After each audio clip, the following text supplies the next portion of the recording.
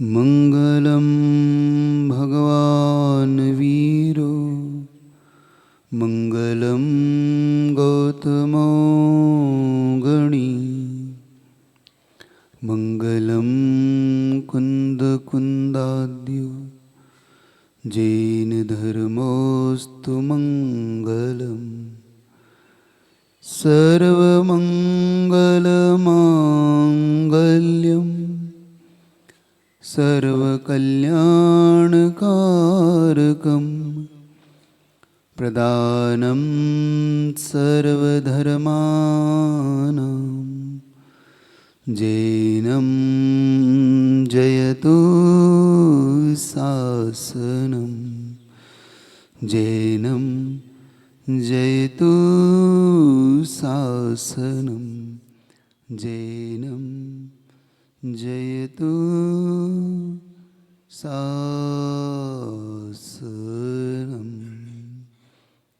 बोली वर्तमान शासन के वर्तमान भगवान महावीर स्वामी की, आचार्य प्रवर गुरुवर विद्यासागर जी महाराज की, आचार्य प्रवर समय सागर जी महाराज की, समस्त मुनि संघ की।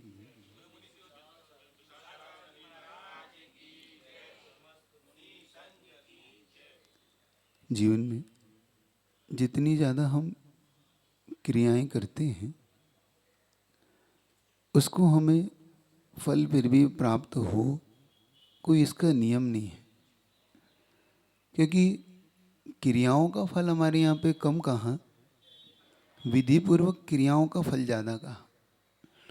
हम क्रिया बहुत सारी करते हैं, अभिषेक भी करते हैं, पूजन भी करते हैं, आहार भी देते हैं, दान भी देते हैं, लेकिन शायद हम उसकी विधि को नहीं जानते, इसीलिए वो क्रिया क्रिया के रूप में सिर्फ सार्थक नहीं हो पाती। आपसे पूछना चाहता हूँ, क्रिया महत्वपूर्ण है कि उसकी विधि महत्वपूर्ण है? क्रिया महत्वपूर्ण है कि उसकी विधि महत्वपूर्ण है? विधि।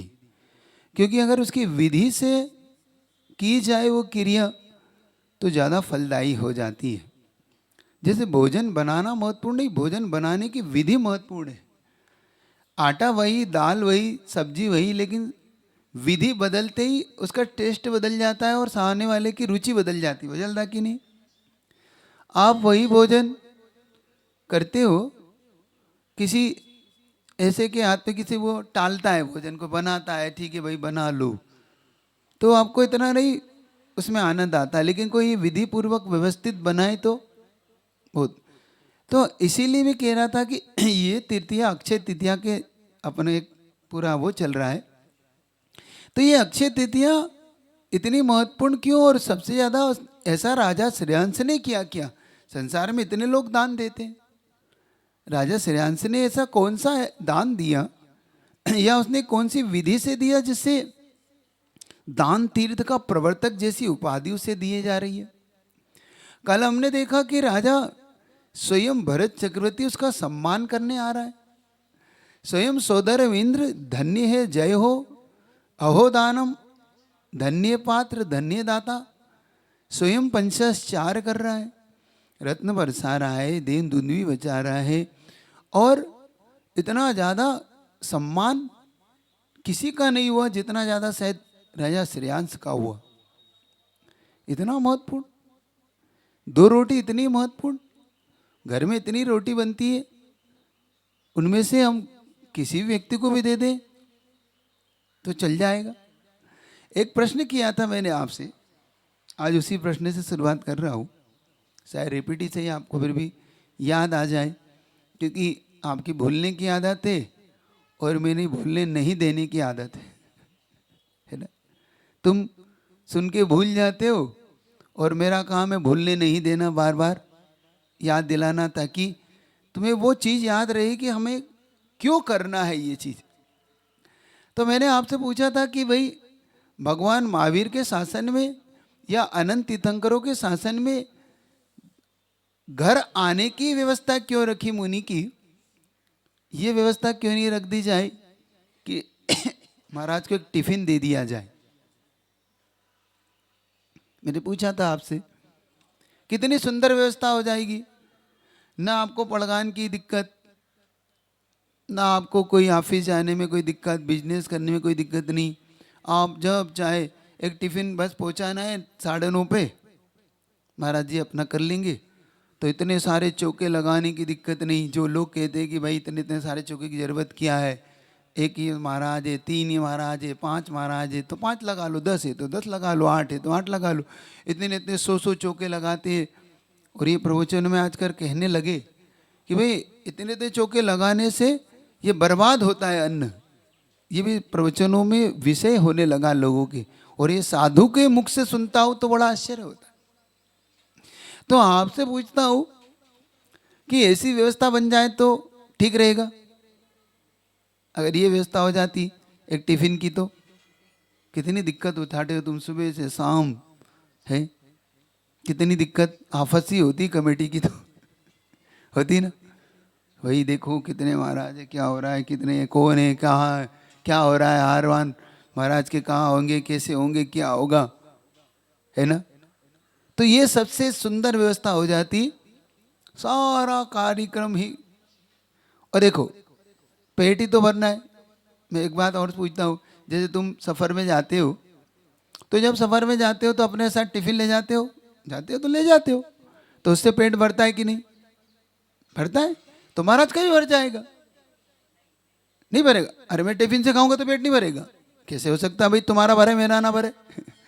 कोई आसमान से अलग से कोई बिजू का हो क्या है, फिर तो भरेगा। तो ये क्रिया पेट भरने के लिए थी क्या, समझो। पहले ये समझो कि अगर टिफिन वाला सिस्टम कर दोगे तो तुम्हें क्या क्या इससे होगा। क्योंकि आज दाता के 7 गुणों पे चर्चा आपसे करूंगा। आज उस सूत्र पे चर्चा करूंगा जो आचार्य उमा स्वामी जी महाराज हमें कहे गए, विधि द्रव्य दाति पात विशेषा तद विशेषा। आखिर दान में विशेषता आती कहां से है, क्यों राजा श्रेयस को इतना बड़ा सम्मान मिला, क्यों शोधर हेमेंद्र भी आकुलित है, अपनी इस पर्याय को धिक्कार रहा है कि मेरी कैसी पर्याय है कि मैं दान नहीं दे पा रहा हूं। और शोधर हेमेंद्र छोड़ दो, सारे स्वर्ग के देव हिल गए उस दिन। 6 महीने तक क्या हो रहा है, कौन दान दे, क्यों नहीं दे पा रहे, मैं क्यों नहीं दे पा रहा हूं, आकुलित हो रहे। सोचो, जिसका सिंहासन थोड़ी थोड़ी बातों में हिल जाता है, हिल जाता है ना स्वधर्म का सिंहासन। गर्भ में आए तो हिल जाए, जन्म में आए तो हिल जाए, केवल ज्ञान हो तो दीक्षा ले तो दीक्षा हो, कुछ भी कार्य हो, तीर्थंकर का कोई भी कार्य हो, सिंहासन हिल हिल जाता है। और एक दिन में लेकिन इस समय नहीं हिल रहा है। कोई धन्यन, कोई पद्मावती, किसी को याद नहीं आ रही कि भगवान 6 महीने घूम रहे हैं। कुसुम मारणी देवती, जितने भी यक्ष यक्षिणी देवी देवता जितने भी है, सबकी बुद्धि में क्या मालूम क्या पड़ा है इस समय, सब कुंठित हो रही है बुद्धि। एक की बुद्धि में नहीं आ रहा कि आज भगवान को आहार नहीं हो रहा तो अवधि ज्ञानी से लगा के बता दे, भाई विदेह में ये व्यवस्था है, महाराज आपके आहार करने आए, सपने ही दे दो किसी को। राजा श्रेयांश को आ रहा है, वो भी पूर्व भव से, देव देवताओं के कारण नहीं आ रहा, पूर्व भव के संस्कार से आ रहा है। तो विधि विशेषात, द्रव्य विशेषात, पात्र विशेषात और दात्री विशेषात, विधि द्रव्य दाता विशेषा तद विशेषा। मतलब इसका मतलब है आपके अन्न को कोई विशेष पात्र की आवश्यकता है जिससे आपकी दान में विशेषता है ना। तो मैं पूछना चाहता हूं, दाता महत्वपूर्ण है कि पात्र महत्वपूर्ण है, फिर क्यों पात्र महत्वपूर्ण है कि दाता। पात्र, दाता लाख चाहे तो नहीं दे सकता जब तक पात्र ना मिले। लाख तुम्हारे पास करोड़ों रुपया हो, खूब भंडार भरा हो, खूब अन्न का भंडार, पात्र ही ना हो तो किसके सामने ऐसा करोगे, कैसे दाता ऊंचा करेगा और कौन करेगा, सोचो। इसका मतलब है पात्र होना पुण्य का योग चाहिए। और पात्र भी कौन, जिससे तुम्हारे दान में विशेषता आए। तुम्हारा दान ऐसी धरती में जाए, ऐसा बीज हो जाए जो वट वृक्ष बन के लाखों गुना फले। मतलब इसका मतलब है बीज से ज़्यादा धरती महत्वपूर्ण है, दाता से ज़्यादा पात्र महत्वपूर्ण है। इसका अर्थ है कि ये कार्य बहुत संभल के करने वाला है। अच्छा एक बात पूछूं, आपने ये तो नकार दिया कि भाई टिफिन व्यवस्था तो ठीक नहीं। क्यों ठीक नहीं, वो कारण नहीं आपने दिया। कोई देगा आप में से कोई कारण टिफिन व्यवस्था क्यों नहीं? विद्वान तुम ही दे दो, पंडित दो पंडित बैठे हो संगा नेर के, तुम ही बता दो। हाँ भाई माइक से बता दो क्या है, क्यों क्यों नहीं टिफिन व्यवस्था क्यों नहीं, क्या दिक्कत है? अगर महाराज जी को टिफिन दे दे तो।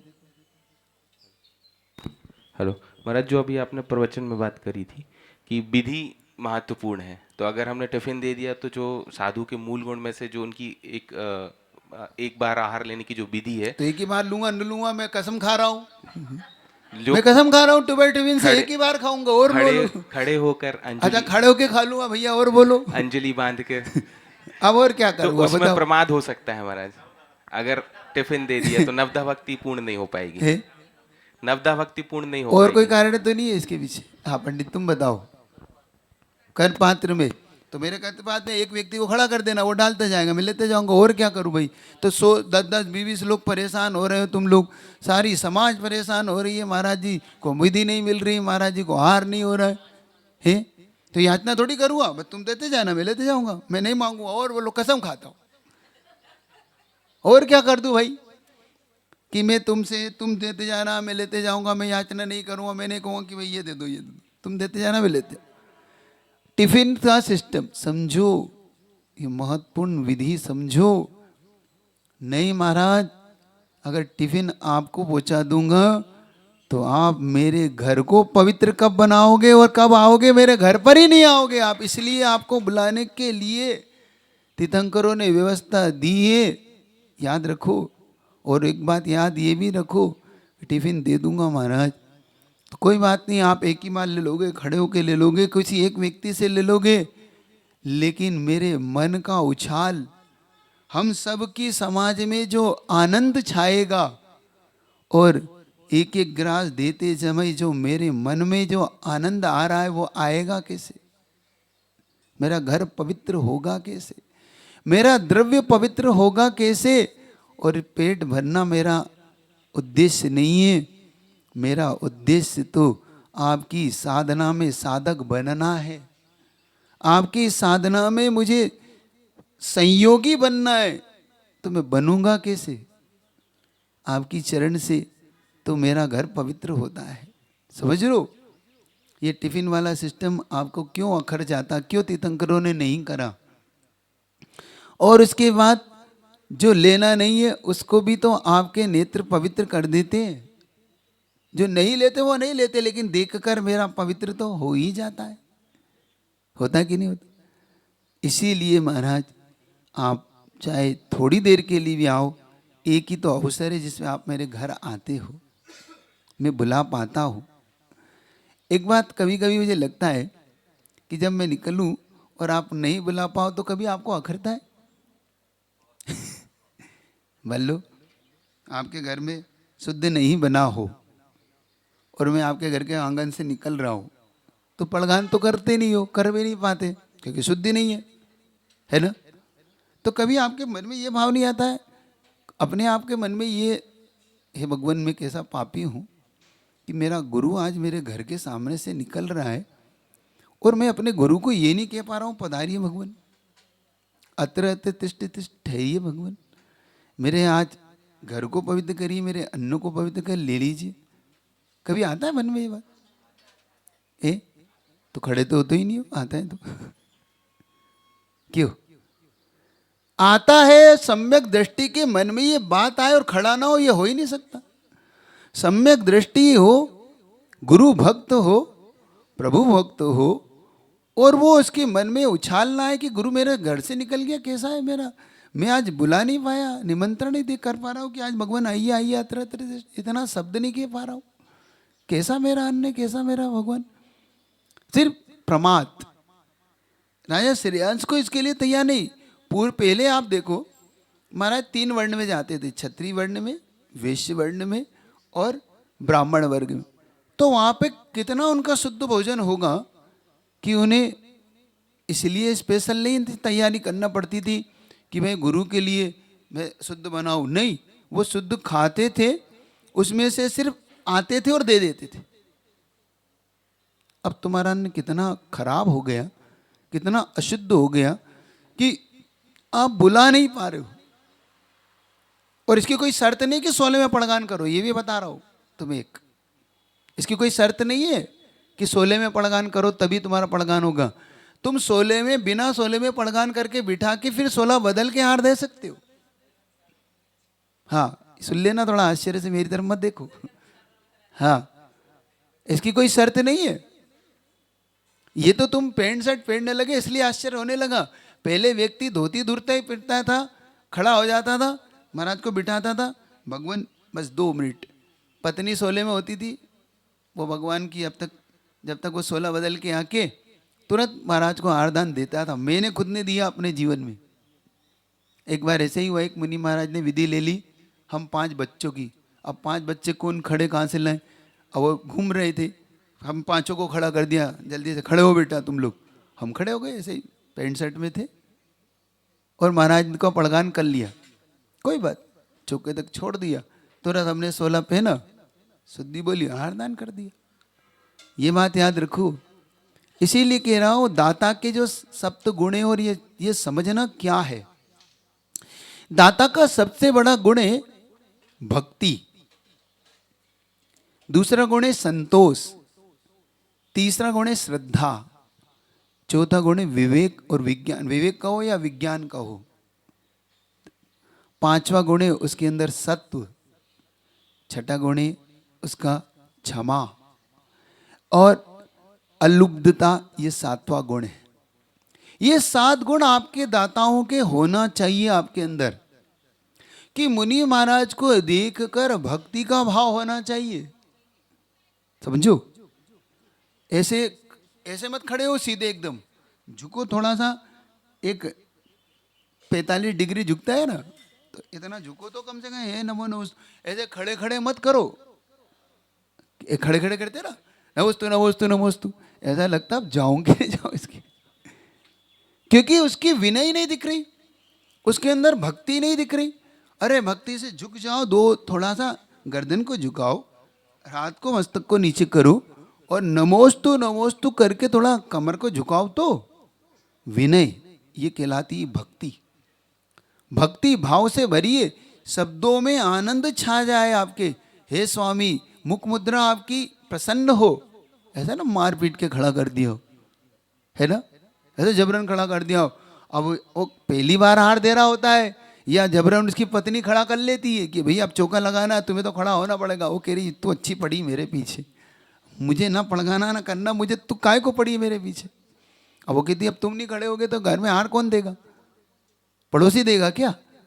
अब वो कहता है भाई ठीक है, अब तेरे मारे परेशान है ना, ऐसे ही कहते हैं, ऐसे ही होता है ना। जबरन तुम मार पीट के पतियों को खड़ा कर दी, और बेचारा डरा से एकदम भयभीत सा खड़ा होता है। अब लेकिन सीखो आज कि नहीं, आज मेरे गुरु एक बताओ, एक बात और पूछो आपसे, सही सही बता रहा अंदर की, डर क्यों लगता है आप लोगों को? नहीं, अरे अभी अंतराय फड़कान कर रहा है, चौका में थोड़ी गया हो जो तुम्हें डर लग रहा है। अंतराय आने का डर नहीं। यूं भी मैंने देखा, कोई भी जैसे नया व्यक्ति होता है जो पहली बार गुरु के दर्शन, या वो बिल्कुल एकदम भयभीत सा होता है, मतलब जबकि मैं उससे पहली बार मिल रहा हूँ, वो मुझसे पहली बार मिल रहा है, अथवा तो क्यों भयभीत होते हैं आप लोग? क्या है फिर उसको? अरे तो और अच्छा है, अपन बॉस की विनय कैसे करते हैं ऑफिस में, बॉस की अपन जय जी नहीं करते, महाराज को नमोस्तु करना है, उसमें क्या डरना भाई। अपने गुरु को बैठ के नमोस्तु ही तो करना है, फिर उनकी मुख मुद्रा से, फिर उनसे अपने को इतना ही तो पूछना है, भगवान ठीक है आपका, भगवान आपका कोई हमारे लिए मेरे लिए सेवा, इतना शब्द तो बोलना है हमें। और नहीं बोल पा रहे तो कोई बात नहीं, अच्छे से दर्शन करा, अर्घ दिया, नमोस्तु किया, चले गए। उसमें इतना भयभीत होके आओ, एक कदम पीछे कहता है, 2 कदम पीछे खींच लेता है वो। मेरे बहुत लोग पूछा मैंने भाई बात क्या है, महाराज जी नए नए हैं थोड़े से। अरे भाई नए नए हैं तो और उत्साह हो रहा चाहिए कि मैंने आज पहली बार मुद्रा के दर्शन किए। तो ये भयभीत मत हो, भक्ति प्रकट करो। नहीं है शब्द कोई बात नहीं, अपने आप शब्द निकलेंगे, क्योंकि गुरु को देख के तो मन प्रसन्न होता है। जैसे कोयल उस मंजरी को देख के कूकने लगती है, आपको तो देवसास गुरु को देख के तो अपने आप भक्ति फूटना चाहिए। अच्छे वचनों से, जैसे अपने मित्र से मिलते हो, अपने बड़ों से मिलते हो, अपने बॉस से मिलते हो, तो कैसे अच्छे से बात करते हो, सर सर सर करके बात करते हो। तो यहाँ बस मुनि महाराज, गुरु, भगवान, इन शब्दों से, जितने अच्छे शब्दों से आप उनकी भक्ति करोगे उतना अच्छा आप उनके आशीर्वाद के पात्र बनोगे, याद रखना। तो भक्ति के पूर्वक पड़गान करना। देखो, तो दाता का एक पहला गुण है भक्ति। विनय पूर्वक पड़गान करिए। पड़गान करने के बाद 3 परिक्रमा देके फिर बोलिए भगवान चलिए। कल बताया था ना आपको, आगे आगे चल के फिर विनय पूर्वक उन्हें ले जाके उच्चासन हम देना। तो भक्ति के बाद हमारा एक होता है संतोष गुण। संतोष गुण होता है जब हमारे अंदर ये भाव आने लगे कि महाराज आए तो बहुत ही अच्छा है, नहीं आए तो थोड़ा संतोष भाव रखिए। क्या संतोष? कोई बात नहीं, आज मेरे गुरु का शायद लाभ नहीं हुआ, लेकिन वहाँ पर हम सबसे ज़्यादा असंतोषी हो जाते हैं। माश्चर्य भाव आने लगता है। माश्चर्य का मतलब होता है ईर्ष्या का भाव, जलेशी का भाव, अंदर ही अंदर कुड़ना दाताओं के प्रति। महाराज तो वहीं जाएंगे, महाराज उनके ही जाना था, पहले से ही फिक्स था। इस तरीके की बातें कह के शायद हम अपने पुण्य पे कुठाराघात करते हैं। हम अपने पाप के ऐसे बंद कर लेते हैं जिससे हमें आगे जाके महान पाप का बंध होता है। ध्यान रखो, क्योंकि आपका संतोष गुण और अंदर की जो मात्सर्य भाव है, ये सबसे ज़्यादा आपके पुण्य को क्षीण बनाता है। क्यों? समझ में आ रहा? तो संतोष भाव होता है, दाता अपने दान को देते समय संतोष भाव पूर्वक देता है कि नहीं, मैं अपने इस दान को देना चाह रहा हूँ। तो संतोष भाव लाइए। फिर आती श्रद्धा। क्या मेरी अपने गुरु में श्रद्धा है कि नहीं? क्योंकि बहुत से बहुत लोग बिना श्रद्धा के भी दान देते हैं। हाँ देते हैं, बिल्कुल देते हैं। कभी कभी समाज का इतना दबाव हो जाता है, श्रद्धा नहीं है उसकी, लेकिन देना पड़ता है। मैं इधर राजस्थान की उस बागड़ में जब हम घूमे तो सागवाड़ा डिस्ट्रिक्ट, बांसवाड़ा डिस्ट्रिक्ट, इनमें मैंने भ्रमण किया तो कई ऐसे गांव पाए जहां पर समाज का इतना ज़्यादा दबाव होता है कि आपको दान देना पड़ेगा, आपका नंबर आएगा तो देना पड़ता है वो। लेकिन ये श्रद्धा नहीं होती उनकी, और अगर दान देना पड़े, अश्रद्धा से दिया हुआ दान गुरु के लिए भी अहित करेगा और तुम्हारे लिए भी अहित करेगा। ध्यान रखना, कई बार होता है। और ये सिर्फ बांसवाड़ा इस डिस्ट्रिक्ट की बात नहीं कर रहा हूँ, ये हर जगह का आजकल रूल हो गया भाई। और यहाँ तक नहीं दान दोगे समाज से बहिष्कृत कर दिया जाएगा आपको। अरे अश्रद्धा से दिया हुआ दान किस काम का? ये तुम्हारे किसी काम का नहीं है ही नहीं उसकी श्रद्धा, वो देने ही नहीं चाहता, फिर भी उससे दान दिलवा रहे हो आप। इसमें मुनि महाराज को भी पाप का बंध होता है। मालूम आपको, मुनि महाराज के मूल गुण में 2, इनके ऐशना समिति में 2 से 46 दोष में आता है। कभी आप 46 दोष पढ़िएगा कि दाता से जबरन दिलवाना, धमका के दिलवाना, बाहर निकाल देने का दिलाना, हम तुम्हारे यहाँ नहीं आएंगे, समाज का कोई व्यक्ति नहीं आएगा अगर दान नहीं दोगे तो। ऐसा दान अभिशाप है, वरदान नहीं है बंधु, कभी मत दिलवाओ। नहीं है श्रद्धा, नहीं है। मैंने पहले भी आपसे कहा था, मुनि महाराज का जो होगा सो हो जाने दो। मैं अपने लिए कह रहा हूँ, अन्य साधु के लिए नहीं कह रहा हूँ। होगा मेरा जो हो जाने दो, लेकिन कभी बिना उसके दान, अगर श्रद्धा नहीं है उसकी, मत देने दो उसे, कोई बात नहीं। क्योंकि अश्रद्धा से दान देगा ऐसे ही मेरा कहना है, कभी अश्रद्धा से दान मत देना। श्रद्धा लाओ, भक्ति लाओ, श्रद्धा लाओ कि नहीं ये मेरा गुरु है। समझ रहे हो कि नहीं समझ रहे हो? बात समझ में आ रही? कुछ लोग बिना श्रद्धा के जब दान देते हैं तो बड़ा कुड़ते हैं। और एक बात याद रखो, भोजन में, आहार में अपनी निकली हुई वर्गणाएं सबसे ज्यादा काम करती है। माँ जिस दिन भोजन बनाती है, जब आपके यहाँ पत्नी भोजन बनाए या माँ भोजन बनाए, उस दिन माँ की जो भावनाएं होती है उस भोजन के साथ सबसे ज्यादा जुड़ती है। याद रखना इस बात को, क्योंकि दाता अगर बिना श्रद्धा से बना रहा है, मुझे प्रेशर है, मुझे ये क्या किया, तो मेरे लिए तो वो जहर बना रहा है, वो आहार नहीं बना रहा है।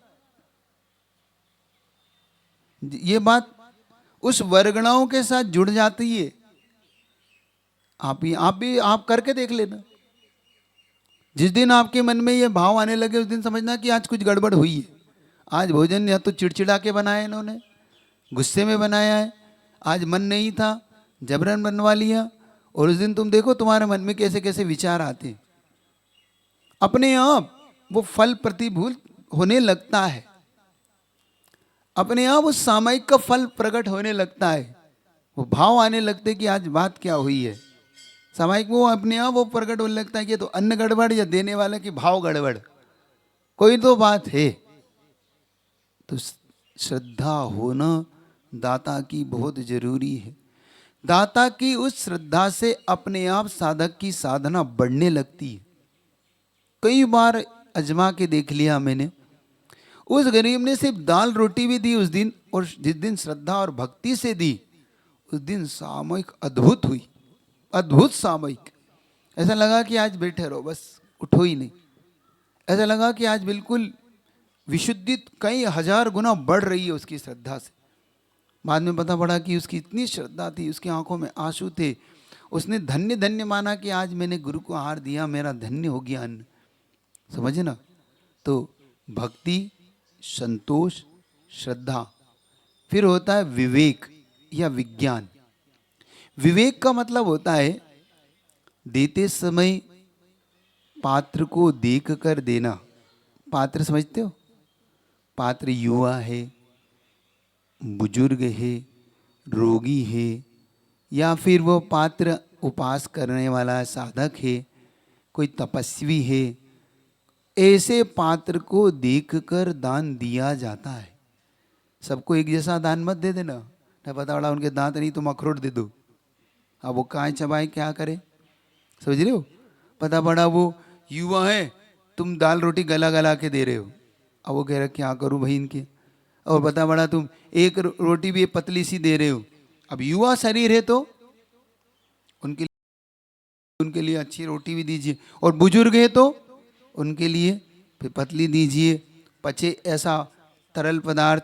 तो विवेक गुण होता है। किस ऋतु में दे रहे हैं, गर्मी है, ठंड है, बरसात है, इस ऋतु के अनुकूल आहार देना ये कहलाता है विवेक, विज्ञान। है आप लोग के पास ही विज्ञान? कभी इस पे विचार करते हो कि ठंड में भी बरसात का आहार है, गर्मी का आहार दे दो, और गर्मी का आहार ठंड में दे दो? क्यों? कौन सा आहार कब देते हो? समझो वहां पे, क्योंकि सबसे बड़ी बात यह है कि आपका साधु के मुख से कुछ निकलना नहीं है। बहुत कम ऐसे व्यक्ति होते हैं जो उसको पहचान पाते हैं कि मुझे क्या देना और क्या करना है। तो ये सबसे बड़ा उनका गुण कहलाता है दाता का। बहुत महान गुण है दाता का, और ऐसा पुण्य बांध लेता है वो उससे कि हजारों हजारों भवों तक भी वो पुण्य उसके साथ कम नहीं होता। इतना भारी पुण्य बांधता है, ये ध्यान रखना। ये गुण अगर आपके अंदर नहीं है, ये विवेक आपके अंदर नहीं है, तो सारा भक्ति भी बेकार है, श्रद्धा भी बेकार है, और संतोष भी बेकार है, क्योंकि विवेक ही नहीं है। हम क्या दे रहे हैं? अब मान लो कोई तपस्वी साधु है, जैसे हमारे चंद्रप्रभ सागर जी महाराज, अब वो एक आहार एक उपास उनका नियम है।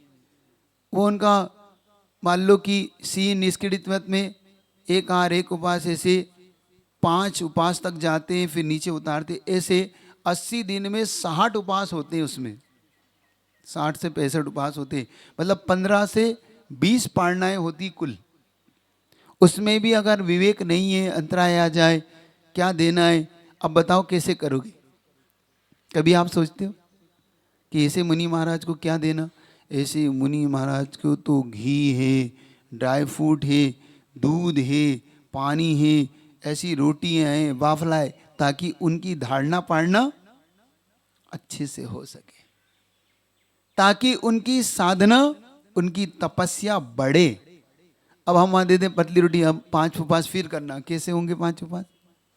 क्योंकि 5 करें, पालना करेंगे, फिर 5 करेंगे वो, फिर 5 के बाद 4 करेंगे, फिर 5 करेंगे, फिर 4 करेंगे, फिर 3 करेंगे, फिर 4 करेंगे, ऐसे होती है इसमें।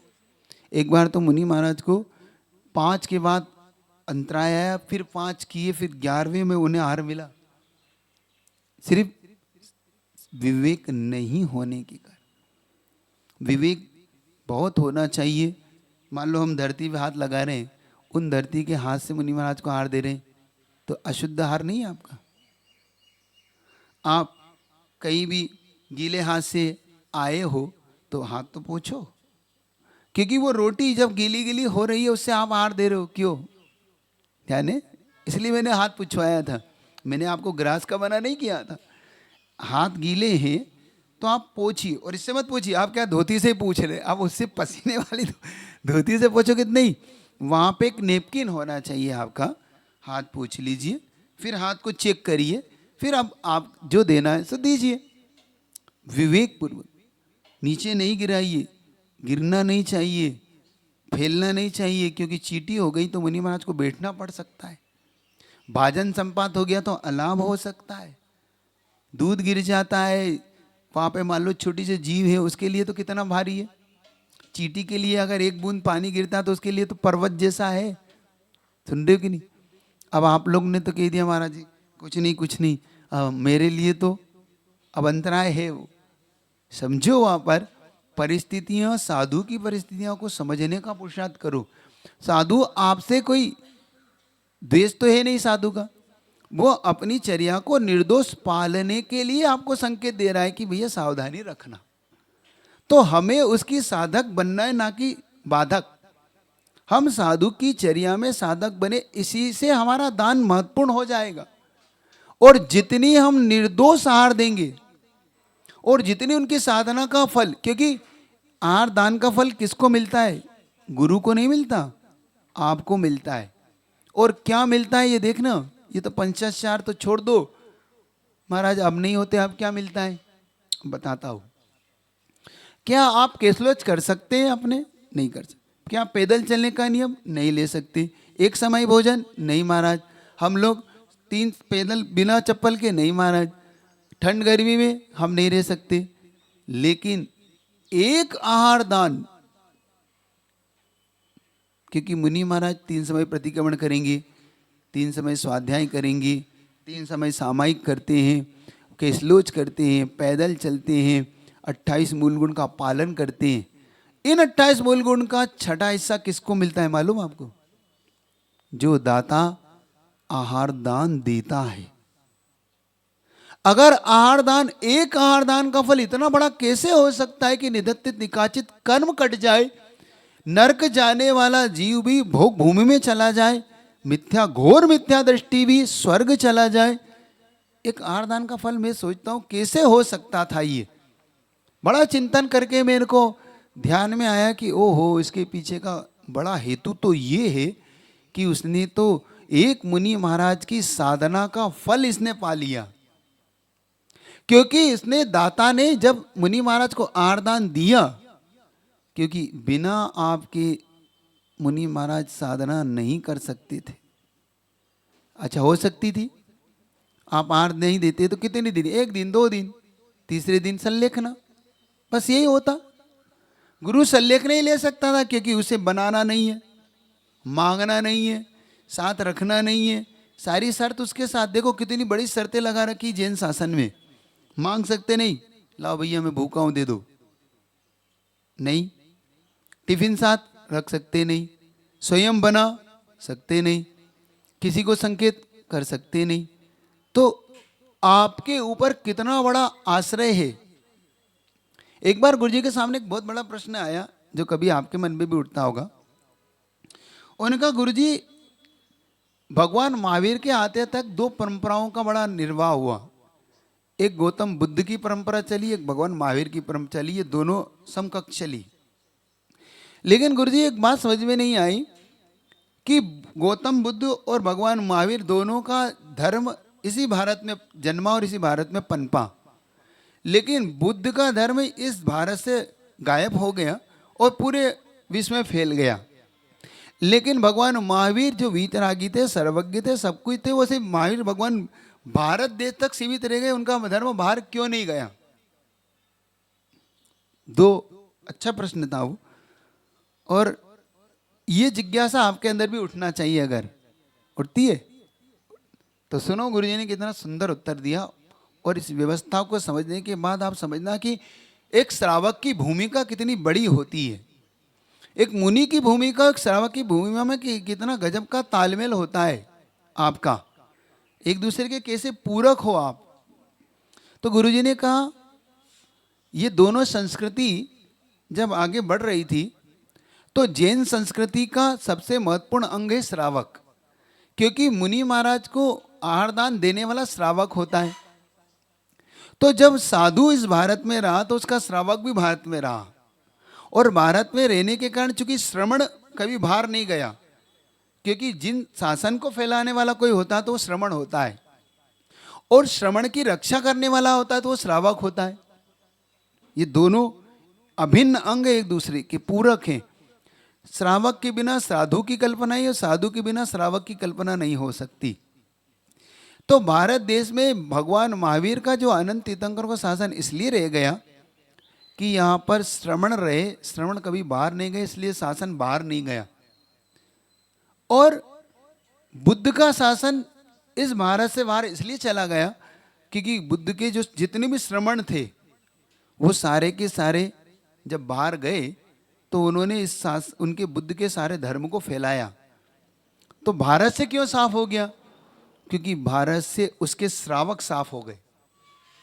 बुद्ध के मानने वाले उनके साधु तो मिलेंगे, उनके श्रावक नहीं मिलते, और जब श्रावक नहीं मिलता तो वहां साधु भी नहीं मिलता।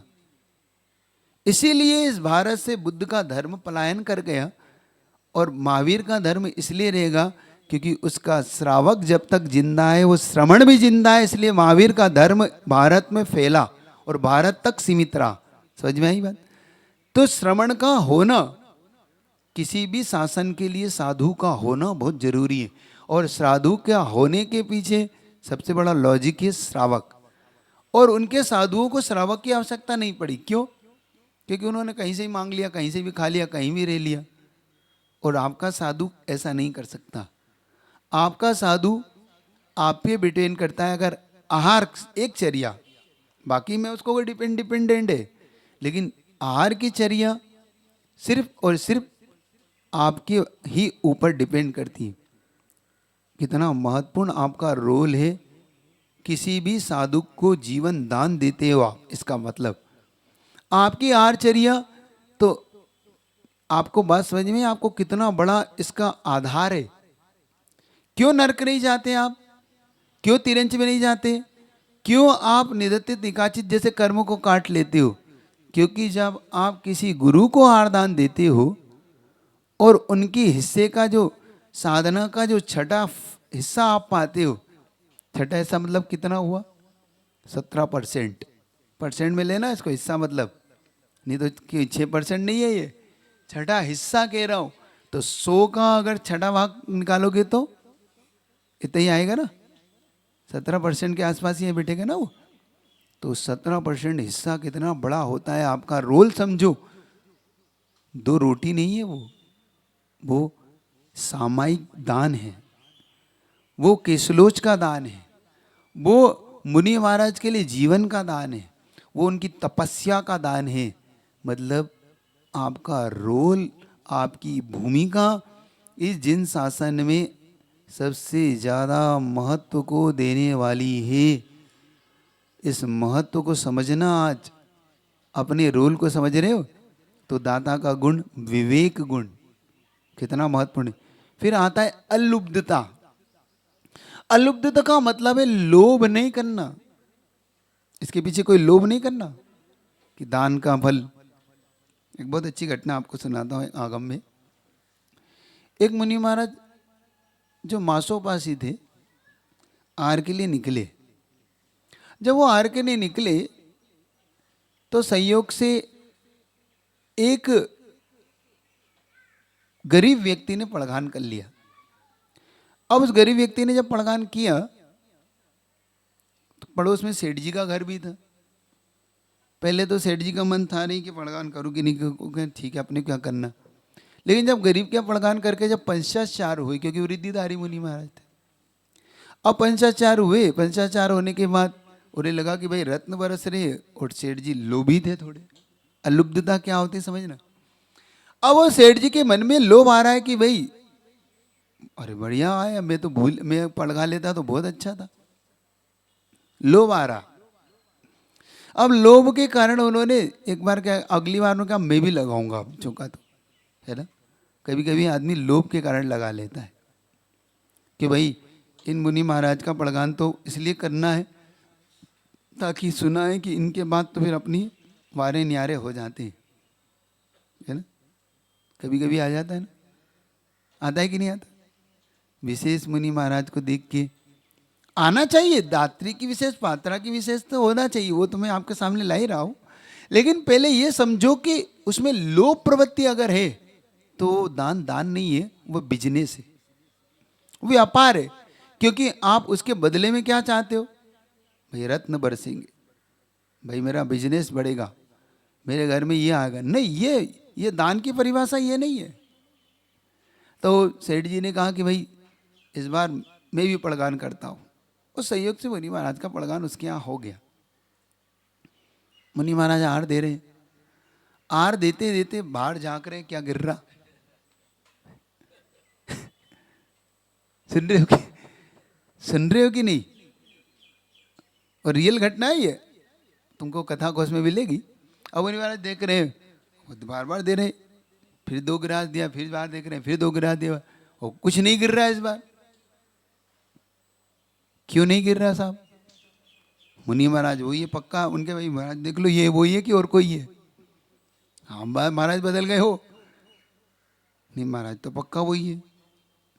भाई मासूपासी हैं, महाराज भी वही हैं। लेकिन पूरे हार में कुछ नहीं हुआ, ना पंचाचार वो कुछ नहीं हुआ। जब उसने हार देने के बाद भाई गड़बड़ हो गया, कोई गड़बड़ हो गया, ठगा गया। क्या कह रहा है वो, आज तो ठगा गए भैया। क्यों, पिछली बार तो गिरे थे, इस बार तो कुछ नहीं हुआ। घोषणा हो रही है, आकाशवाणी सुनिए। सेठ जी, लोभ से दिया हुआ दान का कुछ नहीं हो सकता। क्या घोषणा हो रही है आकाशवाणी से, रत्न नहीं बरस रहे, अहो दानम नहीं हो रहा, धन्य दान नहीं हो रहा, बल्कि सेठ जी को संकेतों दिया जा रहा है, लोभ छोड़िए, निर्लोभी होके दान देना सीखिए, जैसा उस गरीब ने दिया था। गरीब ने इसलिए दिया नहीं था कि मेरे घर, गरीब ने आज इसलिए ध्यान दिया था कि मेरी कुटिया पवित्र होगी, बस इन मुनि महाराज को मुझे दान देना है। हमारे मन में क्या उतना उत्साह है? सेठ जी को समझ में आ गया कि मेरे दान में कहीं गड़बड़ है, मुनि महाराज में गड़बड़ नहीं है। मुनि तो ठीक है, रिद्धि भी ठीक है, लेकिन मेरे दान देने के दात्री विशेषता, दाता की विशेषता, दाता के अंदर में जो लुब्धता का भाव है, लोभ का भाव छुपा हुआ है, यही चीज इस पुण्य को हल्का बना देती है। कभी भी इसके पीछे लोभ मत करिए, लुब्धता मत लाइए। लोभ से दिया हुआ दान, एक तो भय से दिया हुआ दान और एक लोभ से दिया हुआ दान। लोभ से दिया हुआ दान भी कभी काम नहीं करता। भय है, समाज का भय, दान देना पड़ेगा आपको, चौका लगाइए, आप हमारे सदस्य। मान पाप का बंद करता है जो जबरन लगवाता है। हाँ, जबरन मत लगाइए किसी से चौका। क्या प्रेरणा तो मैं भी दे रहा हूँ, प्रेरणा तो मैं भी देता हूँ, नहीं देता हूँ प्रेरणा, देता हूँ। दान देना चाहिए, आहार दान बहुत महान है, प्रेरणा दी जा सकती है। देखो, जबरन नहीं किया जा सकता। प्रेरणा दीजिए कि हाँ भाई आप हमारे समाज के अंग हैं, डरो नहीं। क्या बात है, आपको अन्न नहीं है, दाल नहीं है, आटा नहीं है, क्या नहीं है, सब कुछ है, फिर क्या दिक्कत है? मैं जानता नहीं विधि को, तो मैं आपके साथ हूँ। आप बताइए, विधि मैं कराऊंगा, हम आपके साथ हैं, हम आपके साथ खड़े हैं, सीखिए। क्या शुद्धि नहीं आती मुझे, कोई बात नहीं, हम दो लोग हैं, हम आपके साथ शामिल होंगे। ऐसे ऐसे शुद्धि करना है अपने को, ऐसे ऐसे हार देना। ये तो बहुत अच्छा है, ताकि आपने एक जीव को जिन शासन में लगा दिया, ये तो बहुत अच्छा है। लेकिन देखो, हम समाज से निष्कासित कर देंगे आपको, ये नहीं करना कभी। ये होता है, मैं नाम नहीं ले रहा उस जगह का, मैंने अपनी आंखों से देखा है, बाद में पता पड़ा तो हमने कहा कि ये गलत है आपका ये, तो उन्होंने सॉरी महाराज हमें पता नहीं था, हम तो, फिर उन्होंने समाज से ये बात निकाली कि भाई जबरन नहीं लगवाना, कोई लगा। और उसके बाद दुगने चौके लगे। फिर उसके बाद जब हमने ये बताया कि महत्व क्या होता है, क्योंकि जब तक वस्तु का महत्व नहीं, वो किसी कीमत की नहीं, और वस्तु का महत्व पता पड़ते ही वो अरबों खरबों की हो जाती है। तो हम प्रेरणा दे सकते हैं, उसका भय निकाल सकते हैं, लेकिन प्रेशर नहीं दे सकते। प्रेरणा और प्रेशर जानते हो? दबाव, दबाव में कोई भी चीज फटती है, काम नहीं करती है ना। जब गुब्बारे में हवा का दबाव पड़ता है तो फटता है, गाड़ी पर इंजन पर दबाव पड़ता है तो इंजन फेल हो जाता है, व्यक्ति पे दबाव पड़ता है तो उसका मन फट जाता है। दबाव से दी हुई चीज हमेशा दुख देती है, और प्रेशर भी इतना ही दिया जाए जिससे वो काम करे। इतना प्रेशर मत दो कि सामने वाला फिर दुगना प्रेशर से आप पे आ जाए। समझ रहे हो कि नहीं? तो वो नहीं करना, प्रेरणा देना। तो भक्ति आपको समझ, अलुब्धता आया, अलुब्धता। उसके बाद आता है फिर हमारा सत्व। सत्व गुण का मतलब होता है योग्यता। उसकी योग्यता होना चाहिए, मतलब वो कोड़ी कुष्ठी ना हो, वो ऐसा ना हो कि जिसको समाज ने बहिष्कृत कर दिया हो, ऐसा ना हो कि जिसको आहार दान देने का उसे अधिकार ना हो, ऐसी कुल का हो, जाति का हो। इस प्रकार से ऐसा ना हो जिसका पाप का इतना भयंकर पाप का धन हो जिसको दान में नहीं दिया जा सकता, जैसे सिलेटर हाउस है, ऐसे पाप का पैसा है, पेस्टिसाइड है, बड़े बड़े ऐसे काम करता है, फटाके की फैक्ट्रियां हैं जिनकी, ऐसे पाप के पैसे से दान का वो पात्र नहीं हो सकता, दान नहीं दिया जा सकता इससे। तो हाँ, कितनी बड़ी हिंसा है। बारूद का आप इतना बड़ा साक्षात यमराज को पाल रहे हो, मृत्यु का आप कर रहे हो, कैसे चलेगा? कितने लाखों जीवों की इस फटाका से मृत्यु होती है। तो वो पैसा कभी भी ऐसा नहीं होना चाहिए। फिर आता है क्षमा। क्षमा का अर्थ होता है शक्ति, दाता की शक्ति भी होना चाहिए, ये भी याद रखना। जिसकी शक्ति ना हो वो दान की अनुमोदना करे, दान ना दे। मतलब खुद के घर में 2 रोटी नहीं है तो मुनि महाराज उसे कैसे लेंगे? गरीब है, मान लो बहुत ज़्यादा गरीब है भाई, रोटी है उसके घर में, अब वो मैं खा लूँ कि मुनि महाराज को दूँ? तो भैया आप खा लो, मुनि महाराज का तो कहीं भी। तो उसकी शक्ति देखी जाती है, उसकी शक्ति से ही दान दिलाया जाता है। शक्ति तस त्याग, तक्ति तस दान, हमारे यहाँ सूत्र है। तो ये बहुत बड़ा दाता के 7 गुणों को समझ लेना। ये दाता के 7 गुण अगर हमारे अंदर आ गए तो हमारे दान में विशेषता अब आएगी। अब ये सूत्र आएगा, अनुग्रहार्थम सस्याति सर्गो दानम। अब दान क्यों देना है? अब समझो, ये 7 गुण आपके आ गए। दान देना है अनुग्रहार्थम, मतलब अपने ऊपर और जिसको हम दे रहे उसके ऊपर। मतलब जब हम दान देते हैं तो अनुग्रह होता है स्वयं पर, क्योंकि हमारा आज धन, हमारा अन्न आज पवित्र हुआ, हमारा दिया हुआ दान सार्थक हुआ। उन पे अनुग्रह क्या हुआ महाराज? उन पे अनुग्रह हुआ, उनकी साधना निर्दोष हो गई, उनका जीवन बच गया। क्योंकि मुनि महाराज के लिए आहार के 6 कारण दिए, 6 कारणों से आहार करना है उन्हें। इन कारणों के अगर आहार करता है तो उसके लिए निषेध कर दिया। 6 कारण देखना। सबसे पहला कारण दिया, अपने आवश्यकों का पालन करने के लिए मुनि महाराज आहार करे, मतलब अपने जो 6 आवश्यक है उनके। दूसरा दिया, शरीर की स्थिति बनाए रखने के लिए, कि अपनी शरीर की स्थिति, क्योंकि इसके बिना टिकता नहीं शरीर। तीसरा दिया उन्होंने अपने स्वाध्याय के लिए, स्वाध्याय करिए। चौथा दिया सामायिक करने के लिए। पांचवा दिया वैयावृत्ति करने के लिए। छठा दिया अपने विहार इत्यादि अपनी 5 समिति 28 मूल गुण का पालन निर्दोष कर। तो ये कारण दिए उनको आहार करने के। अब इतनी बड़ी आहारचर्या को जब आपके भरोसे पे छोड़ दिया तीर्थंकरों ने, क्योंकि मैंने पहले ही कह दिया मुनि महाराज अपने हाथ में नहीं है, वो सब किसके हाथ में? आपके ऊपर है। तो अब दाता की अनुग्रहता स्वस्याति, स्वस्याति का मतलब होता है स्वयं के द्वारा अर्जन।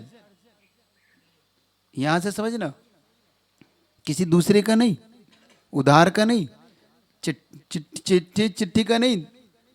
आप चंदा चिट्ठी करते हो ना, पेटियां रख दी, दान आर दान लिख दिया, रसीद काट के, ये दान महान पाप दान है। ये दान नहीं है, अच्छा से लिख लेना दिमाग में इस बात को। ये दान में, फिर मेरा आपसे कहना है, कभी भी आहार दान की पेटियां रखना, रसीदें काटना, ये बिल्कुल मूलाचार के विपरीत है। कहाँ क्या होता है ये बात छोड़िए, क्या होना चाहिए उसकी चर्चा मैं आपसे कर सकता हूँ। कहाँ क्या होता है मैं ये नहीं कर सकता, क्योंकि आप जो कह रहे हो बिल्कुल सच कह रहे हो कि ये जगह जगह होने लगा।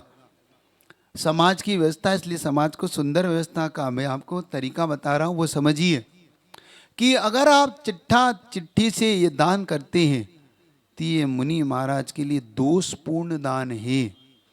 क्योंकि वहाँ पर उन्होंने स्पष्ट कह दिया, जिसका दाता नहीं है, दाता का मतलब स्वामी, जिसका स्वामी नहीं है, उस मालिक नहीं है, उस दाता का आहार मुनि महाराज ग्रहण ना करे। तो आप डाल गए वहाँ पे, आप दाता हैं क्या? वहाँ पे आप खड़े हैं मठों में, इसीलिए तो आहार नहीं लेते। माइक से क्या पूछना चाह रहे हो? नमोस्तु महाराज जी, अगर किसी का घर में व्यवस्था नहीं हो पा रही है या कोई दिक्कत है, वो चौका नहीं लगा पा रहा है, अब पड़ोस में या कहीं चौका लग रहा है और वो बोलता है कि ठीक है मैं ये सामान फ्रूट्स या ये ला के देता हूँ, आप अपने चौके में चला देंगे, तो फिर इसका नहीं लेना।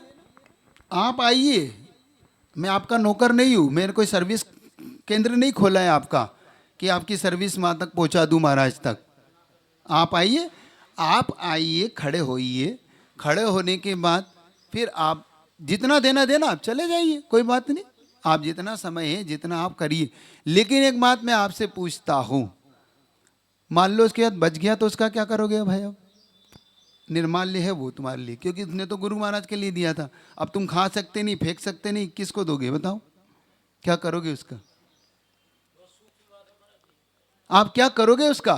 क्योंकि वो तो कह गया महाराज के लिए ये चला देना, अब महाराज को तो लेना नहीं, महाराज ने अंजलि पीछे कर ली, अब आप क्या रखा है, बना हुआ है, क्या करोगे? अब जल्दी उत्तर बताओ, क्योंकि निर्माल्य है वो आपके लिए। महाराज जी एज ए प्रसाद के हिसाब से। किसका प्रसाद? अपने यहाँ प्रसाद की कोई है ही नहीं।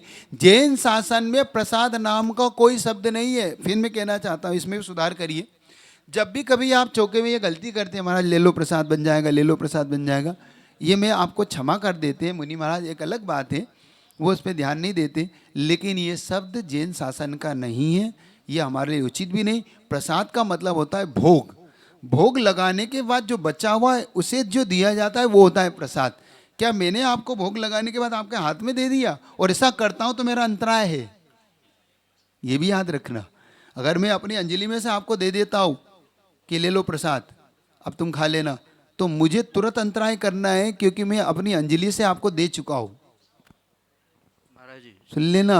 एक अब और तुम कहाँ खाते हो, मैं ये नहीं कहना चाहता तुम कहाँ खाते हो, तुम किसकी अंजलि का लेके खाते हो, मैं ये नहीं कहना चाहता। हाँ, क्या कह रहे? एक और प्रश्न ये कि जैसे तीर्थ क्षेत्र हो गए या विहार, मुनि मुनि का विहार चलते रहते हैं और रास्ते में व्यवस्था करने की रहती है, हम एक दिन रहे और 2-3 दिन के व्यवस्था करके आ रहे, तो वो आप अगर ऐसी व्यवस्था आपकी है तो उसका सबसे सुंदर व्यवस्था ये होती है कि भाई आज दाता स्वयं से अपनी मन से जो जाना चाहता है उसके साथ, और होता है, सब तैयार होते हैं, इसकी कभी चिंता मत करो। एक्चुअली में क्या करते हैं, हम भी थोड़ा सा, आप कमेटी से भी मेरा कहना है, अन्यथा नहीं लेना, हम भी क्या करते हैं, कुछ गलत तरीके से अपनी प्रस्तुति करते हैं। आप तो दे दो सब हो जाएगा, तो कहता ठीक है। आप उसे ये कहिए कि नहीं आपको जाना होगा तो हमको स्वीकार करेंगे, आप देखिए लाइन लग जाएगी, थोड़ा सा आपको थोड़ा संघर्ष हो सकता है, कुछ दिन करना पड़ जाए, लेकिन अपने आप दाताओं को समझ में आता कि नहीं भाई मैं जाना पड़ेगा, अपना परिवार जाएगा तभी आहार ग्रहण होगा, सारी व्यवस्थाएं व्यवस्थित हो जाती है। और देखा गया आज पूज्य गुरुदेव ने संघर्ष किया, मैं जानता हूँ गुरुजी का संघर्ष, कभी आपको बताऊंगा कि उन्होंने कैसे अकेले विहार करते हुए, कभी पाटा नहीं कभी चौका नहीं, फिर भी उनके लिए दाताओं ने कैसे आहारदान दिया। और आज हम जो देखते हैं निर्दोष आहार का, मैं दावा करता हूँ कि सबसे ज़्यादा प्रचलन कोई निर्दोष आहार का लाया तो आचार्य विद्यासागर जी लाए, जिन्होंने पूरे साधु समाज को बताया कि कभी अपने साथ रखने की जरूरत नहीं, कभी संगपति को स्वीकार नहीं किया उन्होंने। जबकि गुरुजी के समय संगपतियों का प्रचलन था, एक संगपति होता था, वो बताता था साधु को किधर विहार करना है, वो बताता था आपका आहार कहाँ होगा, वो बताता था कि कैसे आपको चलना है, वो चलाता था साधु को। लेकिन गुरुजी ने संगपति की परंपरा को खत्म करके रख दिया और बदल के रख दिया पूरे संसार में, जैन शासन के डंका बजाया कि जैन शासन होता क्या है और कैसे चला जाता है, स्वतंत्र साधु होता क्या है, चर्या कैसे स्वतंत्र होती है। मत करिए, मान जाओ मेरा कहना, बार बार आपसे कह रहा हूं, इस निर्दोष आहार की परंपरा को समझने का पुरुषार्थ करो। इसी दक्षिण भारत में उपाध्याय की परंपराएं हैं, जहां पर उपाध्याय आहार देते थे। आचार्य पूज्यवर शांति सागर जी महाराज ने उपाध्याय की परंपराओं को बदल डाला, वरना ये निर्दोष आहार नहीं दे पाते आप लोग। दाता के गुण विधि क्या है, विधि यानी नवदा भक्ति पूर्वक दिया दान, ये विधि कहलाता है।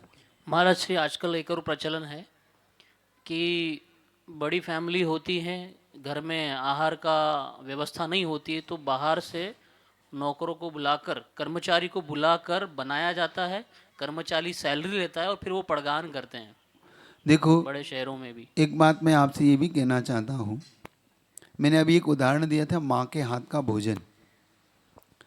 एक बात याद रखो, नौकरों से बनाने का कोई निषेध तो नहीं आया, ऐसा तो नहीं कहता, लेकिन उसमें आपका वहाँ पे होना आपका बहुत ज़रूरी है।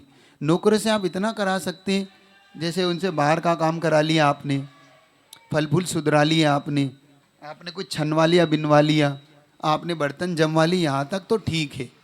लेकिन उनसे आप इस तरीके का भोजन बनवाओ जिस तरीके से आप उनके भोजन को बना के, मान लो कि आप खुद तो बाहर होके और सिर्फ उनसे क्या करवा रहे, सारा रोटी चावल दाल सब बना और आप सिर्फ आके खड़े हो गए, मन शुद्धि वचन शुद्धि बोल दिया, ऐसा भोजन भी दोष युक्त है। एक बात बताओ, अगर आप इसको अंतर को कैसे समझना आपको बताता हूं। मान लो आपके घर में कोई नौकर है, नौकर लग के भोजन बनाता है, वो आपके लिए बनाता है, आपके बच्चों के लिए बनाता है। मान लो वो हलवा बना रहा है, पूड़ी बना रहा है, 56 भोग बना रहा है, क्या उस नौकर के मन में ये भाव नहीं आता मुझे मिल जाए, काश मेरे बच्चे को मिल जाए, खाने को मिल जाए, सेठ जी का लड़के को तो बहुत मिलता है। और वो चोरी नहीं करता उसमें से, क्या बचा के छिपा के नहीं रखता, अधिकतम रखते हैं आप देखना, वो कहीं छिपाएंगे, फ्रिज में छिपाएंगे, कहीं इसके नीचे उसके नीचे इधर उधर, फिर बाद में वो जब आपका हो जाएगा तो इसके बाद वो खाते। ऐसे भोजन, और जब एक माँ बनाती है तो माँ कैसे बनाती है? देखो भाई, सबसे ज़्यादा मेरा बेटा इसको खा ले, पति देव खा ले, सब घर के सदस्य खा ले, तो उसे संतुष्टि होती कि नहीं? माँ कभी कुड़ती नहीं, कभी जल नहीं, उसके जेलेसी नहीं होती कि अरे सब खा लिया, मेरे लिए कुछ नहीं बचा। माँ उसमें संतोष भाव ले आती है, कोई बात नहीं, बच्चों ने खा लिया, मेरा मन प्रसन्न है। लेकिन वही भोजन अगर नौकर कितना कुड़ता है, सारा ही खा लिया, मेरे लिए थोड़ा सा भी नहीं बचाया। कितना अंतर है नौकर के बनाने में और एक परिवार के सदस्य के घर के बनाने में। यही आहार जब आप बात सोचो कि वही बार नौकर बनाएगा एक मुनि महाराज के लिए। अब मैं बोलना नहीं चाहता, कई बार तो वो दूध की उसमें से वो खा लेंगे, ये खा लेंगे, दूध बचा लेंगे, उसमें से चीज़ें बचा लेंगे, और कभी झूठे भी कर दे, कुछ कर दे, तो आपको पता भी नहीं पड़ता। ऐसा आहार दान कैसे दोगे? दोषयुक्त आहार, ऐसा आप आहार झूठा आहार कैसे दोगे? सोचो तो, विचार करो। और नहीं भी झूठा ने मान लो तो उसकी बद्दुआओं के साथ बना रहा है, कुड़ के बना रहा है, मुझे ये भी बनाना पड़ रहा है, मुझे ये भी बनाना पड़ रहा है। सोचो, और आप बनाते हो तो ये भी बना लूँ, ये भी बना लूँ, मेरे गुरु को ये भी चल सकता है, मेरे गुरु को ये भी चलेगा। मैं जाता हूँ, जब आपकी थाली भरे देखता हूँ, समझ जाता हूँ कि ये जरूर इसके घर के सदस्य ने बनाया आज। क्यों? क्योंकि उसके मन का भाव बता रहा है वो, महाराज ये लेना पड़ेगा, ये तो देखना ही पड़ेगा, ये तो आपको करना ही पड़ेगा, उसकी उत्साह बता रहा है। और नौकर, हाँ भाई ये देख लो जो है सो ले लो, ये है भी तो बता दो, बस समझ में आता है। नौकर के हाथ का कभी भी उनकी साधना को नहीं बढ़ा सकता, और तुम्हारे हाथ की रूखी सूखी भी मुनि महाराज की साधना को केवल ज्ञान करा सकता है। एक बात याद रख लेना, ये बात लिख के रखना, तुम्हारे हाथ की रूखी सूखी रोटी भी, चंदन बाला का हाथ का सरसों का दाना भी भगवान महावीर को केवल ज्ञान उत्पत्ति करा रहा है, और सेठ जी का भोजन भी भगवान को कुछ नहीं करा रहा। समझो तो, दान का फल तो समझो। तो मेरा कहना है, नौकर को कहीं निषेध तो नहीं, क्योंकि चक्रवर्तियों के इतने नौकर लगे रहते हैं, बड़े बड़े महापुरुषों के इतने नौकर लगे रहते हैं। लेकिन एक बात खासियत के, अपनी बात पूरी कर रहा हूँ, चक्रवर्ती की पट रानी, जिसके यहाँ 365 रसोइये प्रतिदिन लगे, एक दिन का एक नया रसोईया होता है, कभी रसोईया दुगना रिपीट नहीं होता उनके यहाँ। साल भर में हर रसोईया हर दिन नया नया व्यंजन बनाता है चक्रवर्ती के लिए। लेकिन जिस क्षण चक्रवर्ती की पटरानी को ये पता पड़ता है कि कोई मेरा दिगंबर गुरु आ रहा है, उस क्षण रसोईया कहती दूर हट जा, भोजन मैं बनाऊंगी क्योंकि मेरा गुरु आ रहा है। चक्रवर्ती के लिए तो बनाता है रसोईया, और गुरु के बना ली थी पटरानी, खुद आके भोजन बनाती है। रसोईया कहते हैं आज हाथ मत लगाना, क्यों, क्या हुआ? आज मेरे गुरु आने वाले हैं, और आज मेरे गुरु की आहार की तैयारी तो मैं करूंगी, मेरे गुरु की तैयारी नौकर नहीं करेंगे। एक बात याद रखना, ये आदिनाथ पुराण में पढ़ लेना, ये प्रसंग पढ़ोगे तो आपको समझ में आता है कि कितनी महान क्रिया है ये चर्या। ये चर्या सिर्फ औपचारिक नहीं है बंधुओं, ये दाता के गुण समझो। तो आज आप दाता के साथ गुण समझ में आए कि नहीं आए? समझ में आ गए? तो फिर जरा बता दो, भक्ति से आहार दान, संतोष, श्रद्धा, विज्ञान, अलुब्धता, सत्य और क्षमा, इन 7 गुणों का हमेशा आप अपने जीवन में आहार दान के समय विवेक पूर्वक प्रयोग करेंगे। कल इसकी चर्चा, और अगर मेरा समय मिला तो कल आपसे विधि द्रव्य दाती बात की क्या विशेषता, किस अन्न से क्या विशेषता आती है, इसको समझिएगा। बात समझ में आ रही है आपको? क्लास समझ में आ रही कि नहीं आ रही? ऐसा तो नहीं आपको? अरे वो कहाँ फंस गए हैं? क्यों फंस तो नहीं गए? तो चंदा चिट्ठी वाला समझ में आ गया ना? चंदा चिट्ठी वाला ये दोष है, क्योंकि वहाँ पे दाता नहीं होता। दाता नहीं होने के कारण हमारे अन्न में, तो ये जो आजकल प्रचलन आया है रसीद काटने का, ये प्रचलन जो डब्बे रखने का, चिट्ठी रखने का, बाकी का रखिए आप। मैं कहता हूँ अगर आप आहार दान पंचम गुण स्थान व्रती के लिए तो आप व्यवस्था बना सकते हैं। कोई त्यागी रहती है, भैया जी हैं, ये हैं, तो उनके लिए आप भोजनशाला कर दीजिए, कोई बात नहीं, और वो उसमें से आहार दे सकते हैं। ये भी बात बता रहा हूँ, वो त्यागी व्रती क्योंकि उनने उनके लिए बनाए, उन्होंने उसमें से आहार दान कर दिया, वो चल सकता है। लेकिन सिर्फ गुरुओं के लिए 2 रसोइये रख दिए, 4 बर्तन कर दिए, हाँ मनी महाराज को बुला लाओ आर के लिए। ये बिल्कुल ही विपरीत है। ये आर आर नहीं है, एक बात ध्यान रखना। अब जो हो रहा है वो आप देखो, होना क्या चाहिए, मूलाचार क्या कह रहा है, कभी इसको समझने का आप पुरुषार्थ करिएगा। इतने ही रखता हूँ, आपके जीवन में बदलाव आए।